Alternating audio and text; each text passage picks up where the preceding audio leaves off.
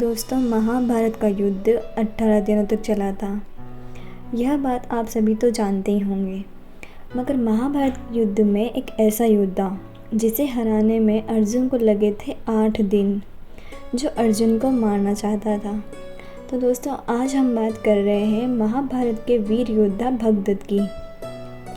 हम बचपन से ही महाभारत युद्ध की अनगिनत कहानियाँ सुनते आ रहे हैं। इस युद्ध के योद्धाओं के पराक्रम की कहानियों का उल्लेख इतिहास की किताबों में भी मिलता है। इनमें से भीष्म, द्रोणाचार्य, अर्जुन, कर्ण, भीम, दुर्योधन और अभिमन्यु ऐसे योद्धा थे जिनका जिक्र इतिहास की किताबों में है।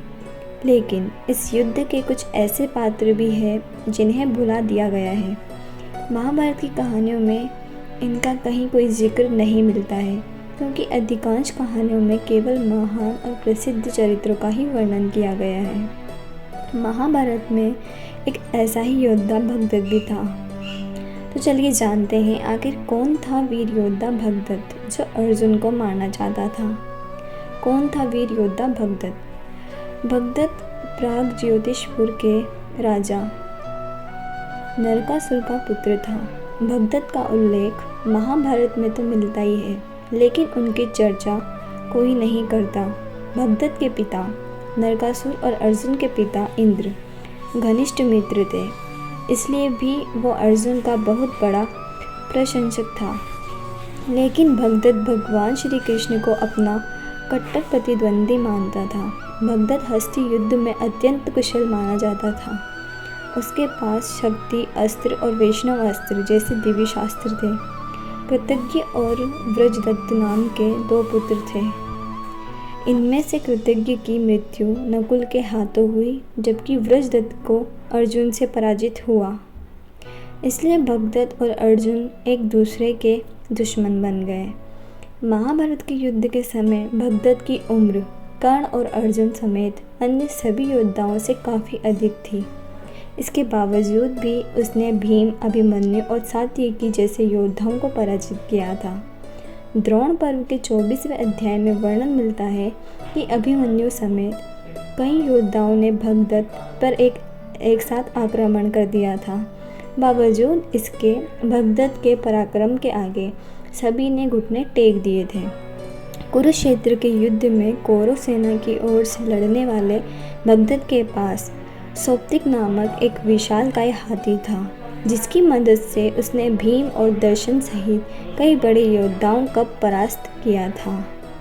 युधिष्ठिर के राजसूय यज्ञ के समय जब अर्जुन एक के बाद एक राज्यों को अपने अधीन कर रहे थे, तब अर्जुन को भगदत्त से युद्ध करना पड़ा था। ये युद्ध 8 दिनों तक चला था। इस दौरान अर्जुन ने भगदत्त को हराने के कई प्रयास किए, लेकिन वो विजय प्राप्त नहीं कर सके। भगदत्त महाभारत का युद्ध में एकमात्र ऐसा योद्धा था जिसने 8 दिन तक अकेले अर्जुन से युद्ध लड़ा।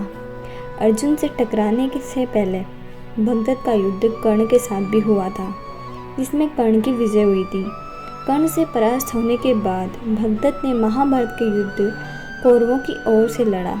इस दौरान कर्ण ने भी सभी दिशाओं में राजाओं को अपने अधीन कर लिया। इसका उल्लेख महाभारत के उद्योग पर्व के 164वें अध्याय में मिलता है।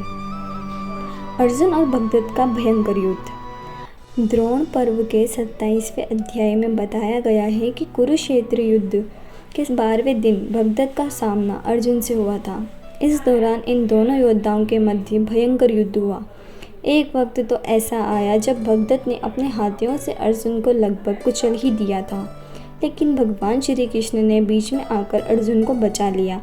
अर्जुन ने पलटकर वार करते हुए भगदत्त के सभी अस्त्रों को विफल कर दिया और भगदत्त घायल हो गया। चतुराई से किया था भगदत्त का वध। जी हाँ दोस्तों, भगदत्त का प्रिय अस्त्र नष्ट होने के बाद भगवान श्री कृष्ण ने अर्जुन से कहा कि अब वो भगदत्त पर प्रहार कर उसका अंत कर सकते हैं। इसके बाद अर्जुन ने सबसे पहले भगदत्त के सुप्रतीक नाम के पराक्रमी हाथी पर नाराज अस्त्र से प्रहार किया। अर्जुन का ये प्रहार इतना तीव्र था कि बाण हाथी के कुंभ स्थल में पंख समेत प्रवेश कर गया और गजराज वहीं पर अपने प्राण त्याग दिए। भगवान श्री कृष्ण ने अर्जुन को सलाह देते हुए कहा कि भगदत्त की आयु बहुत अधिक है, झुर्रियों के कारण उसकी पलकें झुकी रहती है और उसके नेत्र बंद रहते हैं, इसलिए उसने अपने नेत्रों को खुला रखने के लिए अपने मस्तक पर पट्टी बांध रखी है। श्री कृष्ण की सलाह मानते हुए अर्जुन ने सबसे पहले भगदत्त के मस्तक पर बंधी पट्टी पर ही तीर मारा। परिणाम स्वरूप भगदत्त के मस्तक की पट्टी नष्ट होने से उसके नेत्र बंद हो गए और उसकी आंखों के सामने अंधेरा छा गया। इसी दौरान अर्जुन ने मौका पाकर भगदत्त का वध कर दिया।